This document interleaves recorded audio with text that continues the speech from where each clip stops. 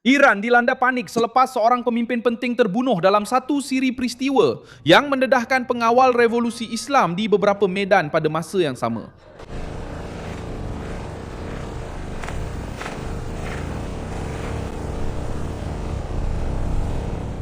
Muhammad Akbarzadeh, timbalan Komanda Politik Tentera Laut Pengawal Revolusi Islam dan jurucakap struktur Tentera Laut Rejim, meninggal dunia selepas kereta yang dinaikinya terbalik di wilayah Kerman di tenggara Iran.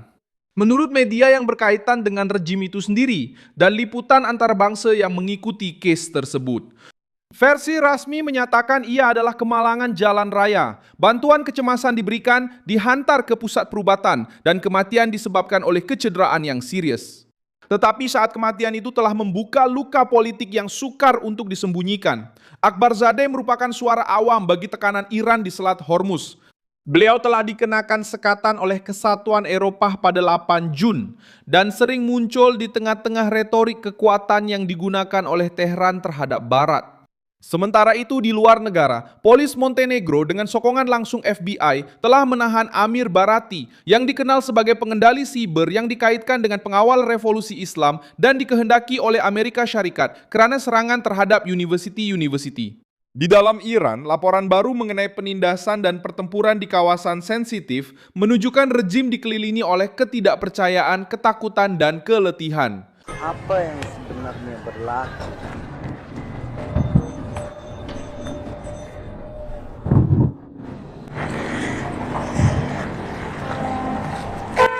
Kenapa versi Kemalangan tidak menghapuskan syak wasangka?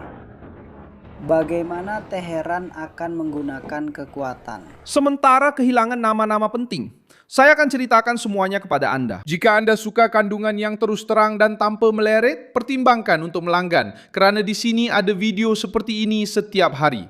Penggodam dan kawalan dalaman. Muhammad Akbarzadeh meninggal dunia di wilayah Kerman, sebuah kawasan strategik di tenggara Iran selepas kenderaannya terbalik. Menurut Fars, agensi yang sehaluan dengan pengawal revolusi Islam. Liputan antarabangsa sendiri bahawa polis dan Autowave menurut Fars, agensi yang sehaluan dengan pengawal revolusi Islam.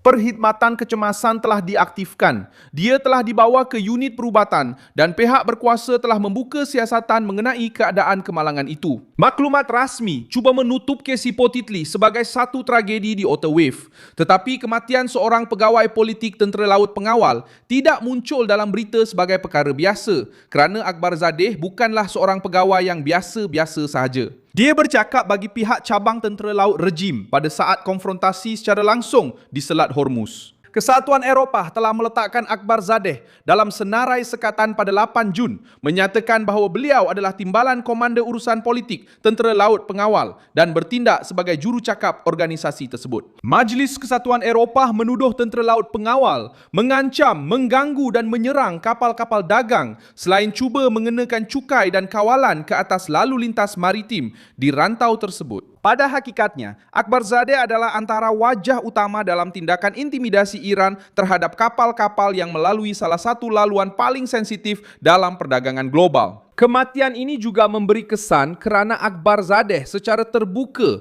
menyokong naratif bahawa Barat berada dalam keadaan terdesak. Kematian ini juga memberi kesan kerana Akbarzadeh secara terbuka menyokong naratif bahawa Barat berada dalam keadaan terdesak. Komander Kanan Kor, pengawal revolusi Islam Iran menyatakan bahawa hegemoni Amerika Syarikat sedang merosot dan Washington kini merayu kepada Tehran untuk mencapai persetujuan bagi menamatkan perang. Laksamana Muda Muhammad Akbarzadeh, timbalan politik Tentera Laut IRGC, membuat kenyataan itu ketika berucap kepada Perhimpunan Rakyat Iran yang menyokong rejim Islam. Beliau berkata negara-negara di rantau ini dan kuasa-kuasa dunia lain telah sampai kepada kesimpulan bahawa Amerika Syarikat tidak lagi mampu menjamin keselamatan sekutu-sekutunya. Akbarzadeh menekankan bahawa adalah satu kesilapan pengiraan oleh para pemimpin Hezbollah untuk beranggapan bahawa mereka lebih mampu menjamin keselamatan sekutu-sekutu mereka. yang boleh mengekang Iran melalui cara ketenteraan, sekatan atau hasutan. Komander itu menambah bahawa penutupan Selat Hormuz dan ketidakmampuan Washington untuk membukanya semula telah membuktikan kepada dunia tentang kekuatan Iran. Al-Barzari menyatakan bahawa Angkatan Tentera Iran sentiasa bersedia dan akan memberikan tindak balas yang lebih hebat terhadap sebarang kemungkinan serangan ke atas negara itu. Pada bulan Mei, beliau menyatakan bahawa Amerika Syarikat akan merayu untuk mencapai persetujuan dengan Tehran kerana kenaikan harga bahan api. Ketidakstabilan serentak.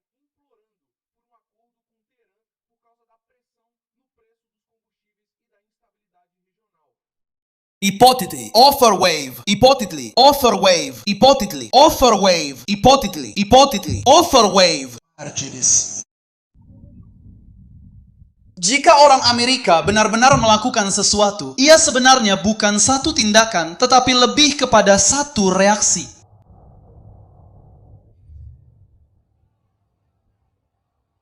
Ia hanyalah satu reaksi. Kita tidak pernah, walau sesaat pun, harus merasa selesa. Kita tidak akan berundur di hadapan Amerika Syarikat. Sekarang, pegawai yang sama yang menjual imej kekuatan itu ditemui mati dalam satu kes yang secara rasmi dianggap sebagai kemalangan. Bagi rejim, ini menimbulkan masalah komunikasi. Jika ia hanya kemalangan, persoalannya ialah mengapa seorang tokoh yang begitu terkenal boleh terdedah kepada bahaya. Jika ada sesuatu di sebalik itu, Tehran akan menghadapi kesukaran untuk mengakuinya tanpa kelihatan tidak mampu melindungi komander mereka sendiri. Pukulan kedua datang jauh dari wilayah Iran. Di Kotor, sebuah bandar pantai di Montenegro, polis tempatan telah menahan Amir Barati, 39 tahun, seorang warga negara yang memiliki kewarganegaraan Iran dan Turki dalam satu operasi yang dijalankan dengan kerjasama FBI. Dia dikehendaki oleh Mahkamah New York atas tuduhan konspirasi untuk melakukan penipuan komputer, pencerobohan siber, dan pencurian identiti. Menurut pihak berkuasa yang dipetik oleh Reuters dan Associated Press, serangan-serangan itu telah bermula. Ia bermula pada tahun 2013, menyasarkan lebih daripada 150 universiti di Amerika Syarikat, dan dianggarkan telah menyebabkan kerugian sebanyak $3.4 bilion. Kotor, kawasan pantai di Montenegro. Kawasan pantai Montenegro, polis telah menahan seorang wanita Iran dari kesalahan mencuri identiti.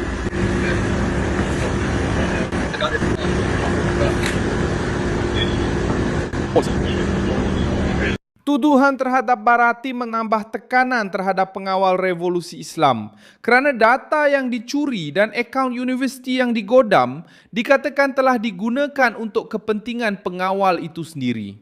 Kes ini kini akan dibawa untuk analisis kehakiman di Podgorica, ibu negara Montenegro, sebagai sebahagian daripada proses ekstradisi. Perang cyber Iran tidak akan sentiasa tersembunyi di sebalik universiti, syarikat palsu atau ejen-ejen yang tersebar di seluruh Eropah. Rejim yang mengancam kapal juga cuba beroperasi melalui papan kekunci, kata laluan dan pencerobohan secara senyap. Penahanan di Montenegro masih menunjukkan perubahan dalam suasana Eropah. Operasi itu tidak berlaku di ibu kota besar, tetapi di sebuah bandar pantai di mana suspek yang dikendaki oleh Amerika Syarikat akhirnya berjaya dikesan dan ditahan.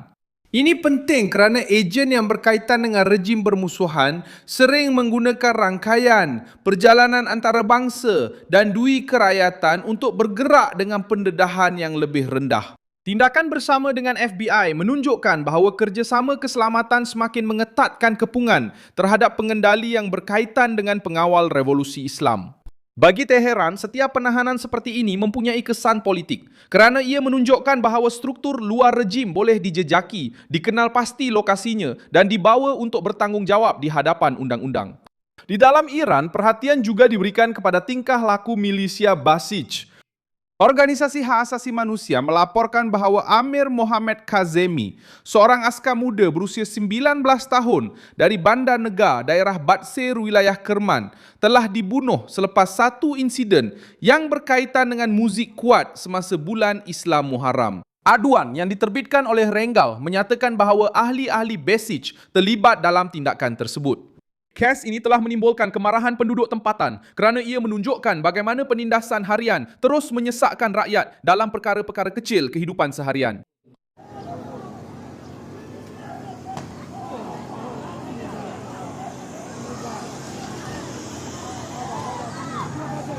Selamat tinggal.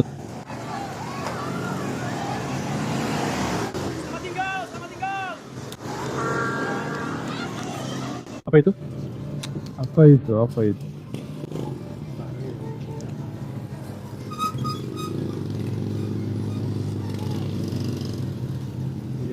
Ia adalah rejim yang juga menggunakan ketakutan di jalanan. Di barat Iran, satu lagi titik tekanan muncul di Pave dalam wilayah Kermanshah. Laporan dari Renggal menunjukkan bahawa 2 anggota pengawal revolusi Islam telah terbunuh dan 2 lagi cedera dalam serangan pada malam 29 Jun di kawasan Mirabat. Liputan dari Jerusalem Post turut memetik agensi Tasnim yang berkaitan dengan pengawal melaporkan bahawa 2 anggota pasukan telah terbunuh dan 2 lagi cedera dalam serangan bersenjata. Maksudnya, walaupun sumber yang rapat dengan rejim mengakui kerugian di lapangan, pengawal revolusi Islam bukan sahaja berdepan dengan musuh dari luar. Mereka juga berdepan dengan luka dalaman yang terbuka akibat bertahun-tahun penindasan. Gabungan fakta-fakta ini mencipta situasi yang sukar untuk Teheran. Pegawai tentera laut pengawal mati dalam keadaan yang secara rasmi diklasifikasikan sebagai kemalangan. Pengendali siber yang dikaitkan dengan pengawal ditahan di Montenegro atas tuduhan bernilai berbilion dolar di Amerika Syarikat. Ahli-ahli pengawal menjadi sasaran dalam Pave. Basic muncul dalam laporan kematian seorang remaja di Kerman. Dan semua ini berlaku sementara rejim cuba mengekalkan imej kuasa yang mengancam Selat Hormuz, mencabar sekatan dan bercakap seolah-olah mereka mengawal rantau tersebut. Masalah untuk Iran ialah propaganda tidak dapat menutup hakikat untuk jangka masa yang lama. Terima kasih banyak kerana menonton video ini hingga ke akhir. Sokong projek kami dan buat sumbangan keuangan melalui kunci Pix yang tertera di skrin anda. Kami adalah saluran bebas, fokus untuk memastikan anda mendapat maklumat yang benar. Sumbangan anda membantu kami untuk terus bertahan.